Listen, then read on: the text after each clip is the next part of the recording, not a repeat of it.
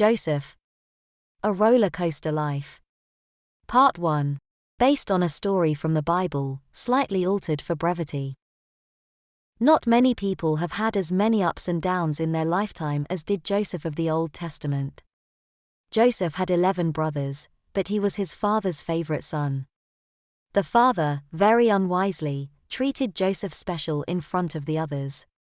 He once bought Joseph an expensive colorful coat, something he had never done for the other brothers. Because Joseph was his father's favorite, Joseph's life was good. But also because of Joseph's special treatment, the brothers became jealous. They decided to kill Joseph when he was about 17 years old. They were all out in the fields working when they came across a deep pit. They threw Joseph down into the pit.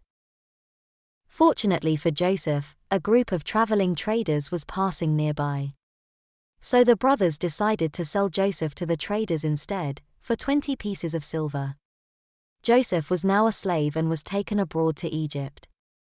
The brothers put animal blood on Joseph's coat and took it to his father and told him that a wolf had killed him. But Joseph was always dutiful in his work, and soon the rich man he worked for, Potiphar, put Joseph in charge of his whole house and all his affairs. Life was good again. But one day, Potiphar's wife wanted to have an affair with Joseph. Joseph refused.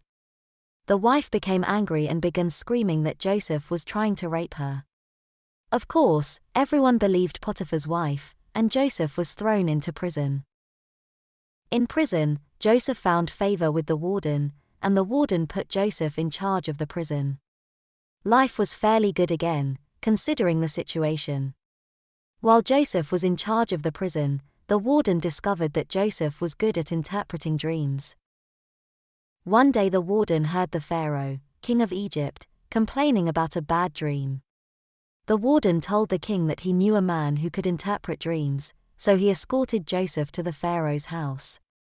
Joseph told the king that his dream meant that there would be 7 years of good harvest for Egypt, but then, there would be 7 years of drought, no rain.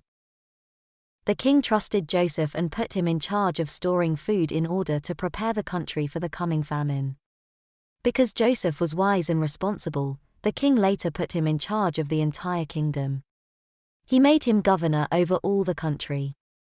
Only the Pharaoh himself had more power than Joseph. So life was good again. Even with his new position and riches, Joseph missed his family, and that is part 2 of this story.